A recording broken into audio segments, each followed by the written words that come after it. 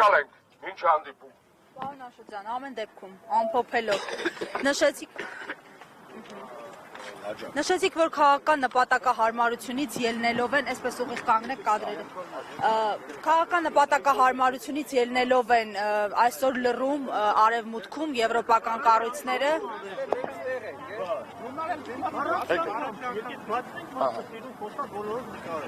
Սիրուն խոսում բացվեք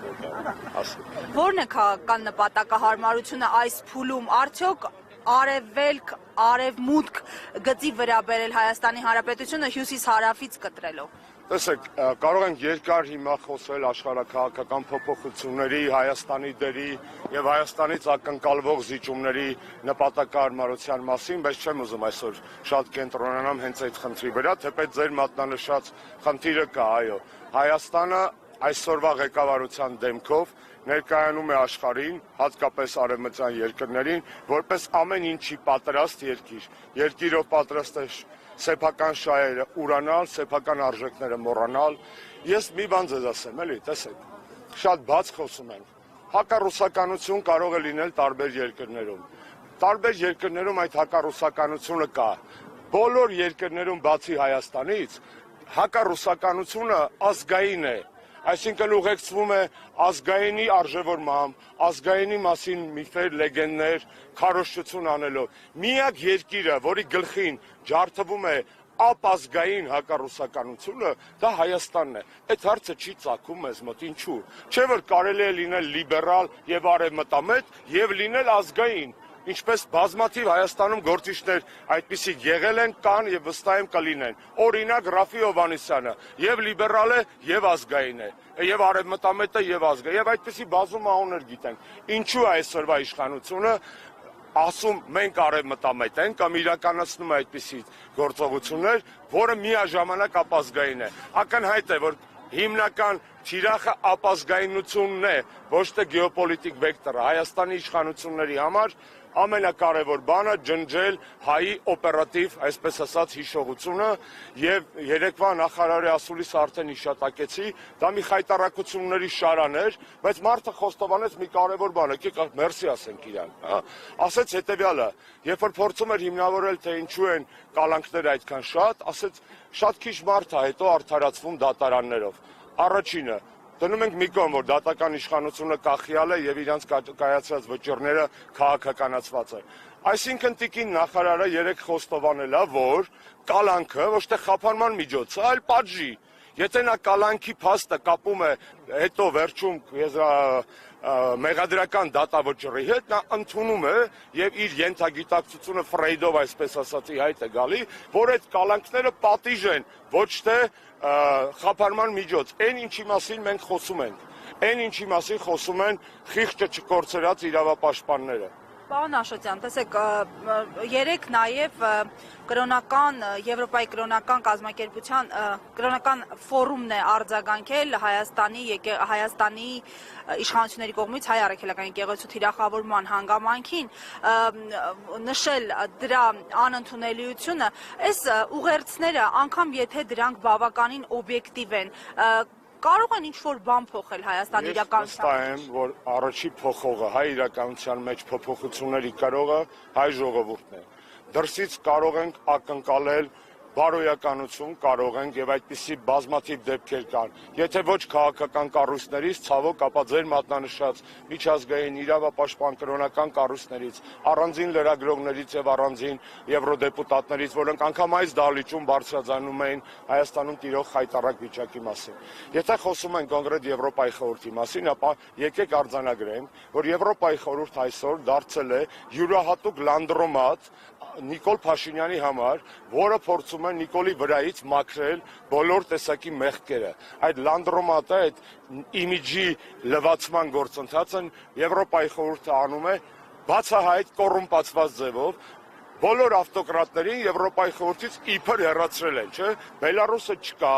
իրենց դիտարկմամբ, Ռուսաստանը չկա, Ադրբեջանի պատվիրակության բաները արկախված են։ Այդ մենակ Նիկոլն է մնացել, հա։ Այսինքն ավտոկրատներին բոլորին պատժել են իրանց գիտակցմամբ, բայց Նիկոլին չեն պատժում։ Այստեղ հարցեր չի առաջանում։ Եվ այդ հարցերը ունեն շատ հստակ պատասխան։ Նիկոլ Փաշինյանը Հայաստանում իշխանությունն է, դեռ ցավոք ավաղ, ամոթ, բայց հայկական իշխանություն չէ։ Ժողովուրդը ինչպես պետք է փոխվի իրականությունը։ Չհանդուրժելով ամենակարևորը։ Ամենակարևորը տալու թե մինչև ընտրությունները։ Տեսեք, հիմա մենք եթե խոսենք ընտրությունների մասին, ապա կառաջանան որոշակի տարաձայնություններ այստեղ հավաքված մարդկանց միջև, եւ ես չեմ ուզում հենց այս հարթակը, այս պահը այստեղ օգտագործել իմ կամ իմ կուսակցության դիրքորոշումները ներկայացնելու համար։ Ես արդեն ասացի, որ մեզ միավորող արժեքները վստահ եմ ավելին են, քան մեզ տարանջատող ընթացիկ քաղաքական շահերը։ Երկարատև ժամանակ է, որ այս հարցը բարձրացվում է գերիների քաղբանտարկյաններ եւ մենք չենք տեսնում առանձնապես, որ փոփոխություններ լինելու են։ Հիմա ինչու եք կարծում, որ ինչ-որ բան կարող է փոխվել եւ բացի այդ առաջիկայում խոսում են այո, որ ամենափոխնախագահ Ջեյդի Վենսը կարող է գալ Հայաստան եւ դուք էլ եք նշել, որ սա հարմար առիթ է Այո, միանշանակ բարձրացնելու համար եւ նաեւ երեք Ես արդեն ասացի, տեսեք։ Հիմա կարծում եք ստեղծվել այդ հարմար նախապայմանները։ Ես կարծում եմ, որ ձեր մատնանշած երևույթները, որոնք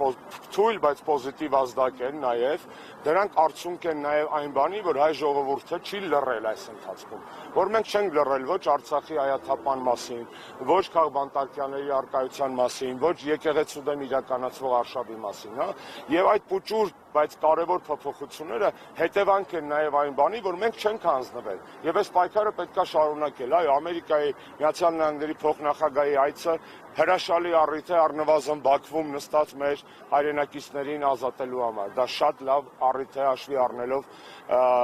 բազմաթիվ հանգամանքներ, հատկապես փոխնախագահի աշխարհայացքը։ Այդ այցը լավ առիթ է դադարեցնելու կամ առնվազն նվազեցնելու հայ առաքելական եկեղեցու դեմ բռնաճնշումները։ Ես կարող եմ մի բան ձեզ ասել, թող հնչի կարգախոս, բայց ցանկացած գործողություն ծնվում է, եթե դու ինչ-որ մի բանի հավատում ես։ Գործողություն խի ես անում, որովհետև դրել ես նպատակ։ Այդ նպատակը ինչ նպատակ է, որովհետև այդ նպատակը դու դրել ես ելնելով քո պատկերացումներից։ Պատկերացումները ձևավորվում են մտքերից եւ արժեքներից։ Հետևաբար գործողությունները բխում են արժեքներից։ Ես դες կարող եմ հավաստիացնել, որ ազատությունը ավելի ուժեղ բան է, քան վախը։ Եվ այս կարգախոսը, որ ազատությունը ավելի ուժեղ է, քան վախը։ Եվ Նիկոլ Փաշինյանը, որ փորձում է երկրում ստեղծել վախի մթնոլորտ, չի կարող հաջողել, որովհետև ազատությունը ավելի ուժեղ նարկոտիկ է, ազատությունը ավելի ուժեղ էմոցիա է, ազատությունը ավելի ուժեղ զգացմունք է եւ ազատությունն է բնորոշ մարդուն, ապրող մարդուն, ոչ թե վախը։ Վախը հավերժ լինել չի կարող եւ այս պայքարի ակցիաները, որոնք տեղի են ունենում, այո, նաեւ վախը կոտրելու միտում ունեն։ Մենք չենք վախենում։ Շնորհակալ եմ։ Քանի որ քննարկվեց պաշտոնյաների պարգևավճար ստանալու Չեմ ուզում խոսեմ, որևէ, տեսեք, խի չեմ ուզում խոսեմ։ Մենք հավաքվել ենք այս առիթով, ես ձեզ շատ շնորհակալ եմ, բոլոր ելույթ ունեցողները խոսել են քաղբանտարկյանների եւ ազատության։ Ես չեմ ուզում այս լրահոսի մեջ ուրիշ թեմաներ մտցնել։ Կարող եմ բազմաթիվ մի օր ասոլիս կտամ այլ հարցերին սիրով կպատասխանեմ։ Ինչու մարդկային եղբայրության մրցանակը, այս մրցանակաբաշխությունը, որ 3 տեղի ունեցավ, շրջանցեց արցախցիների իրավունքները եւ այս ֆոնին նաեւ Բաքվի բանտում գերիները ազատվելու փոխարեն այնտեղ դատավճիռն է նրանց կայանում։ Շատ պարզ է, աշխարհը միայն ցույց է տալիս, որ գնահատում է Հայաստանի ներկայիս քաղաքականությունը։ Իրականում որպես մարդ, ով 15 տարի ի պաշտոն է շփվել է եւ առայսօր շփվում է միջազգային կառույցների հետ, ես դες կարող եմ ասել, մեզ հրապարակավ կարող են շոյել, մրցանակ տալ, գովալ, բայց մեր մեջքի հետևում մեր հետևից խոսում են։ Ասում են, որ մեր նման անթասիկ պետություն այս պահին չկա։ Ասում են, որ մենք նվեր ենք տարբեր աշխարհաքաղաքական ուժերի։ Եվ բնական է, որ հրապարակավ կարող են շոյել, պարգևատրել, մեծարել, գովալ, բայց հոգու խորքում մեզ չեն հարգում։ Լավագույն դեպքում խեղճում են, որ այս վիճակում ենք հայտնվել, որովհետև մենք միակն ենք երկրագնդի բոլոր ժողովուրդներից այս պահին, որ պատրաստ է զիջել սեփական ինքնասիրությունը, պատմական հիշողությունը, իր արժեքները, անգամ կրոնի համար ցույլ է տվել երկրի ներսում այս պայքարը եկեղեցու համար, մենք միակն ենք ու դա ցավ է, որովհետև ոչ Գազայի արաբներն են այդպես վարվում, ոչ սերբերն են այդպես վարվում, ոչ մի պետություն, ոչ մի ժողովուրդ չեք գտնի, որի գլխին այս քյալակը բերել են ու ասում են հրաժարվեք, որպեսզի լավ ապրենք։ Սկզբից հրաժարվեցին, ասեցին հրաժարվում ենք Արցախից, որ լավ ապրենք, հետո հրաժարվում ենք Սյունիքից, որ լավ ապրենք, հետո կասում են հրաժարվեք հրաժարվողներից։ Այսինքն իշխանություն ձեռք չենք բերում այսպիսով։ Դե պարզա չէ, ձեր հարցի մեջ այնքան դառը հեգնան կար, չէ, չենք բերում, ոչինչ ձեռք չենք բերում, Նիկոլ Փաշինյանը ձեռք է բերում, մի քանի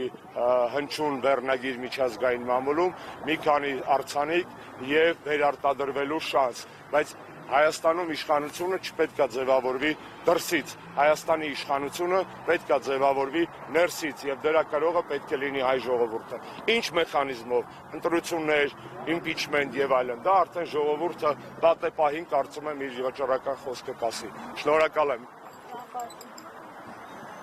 Արի, քենարի։ Լայվ նյուզ,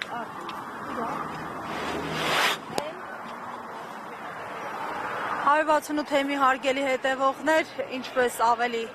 վաղ նշեցի, այստեղ հանրային քաղաքական տարբեր շրջանակների ներկայացուցիչներ էին։ Մենք կլսենք նաև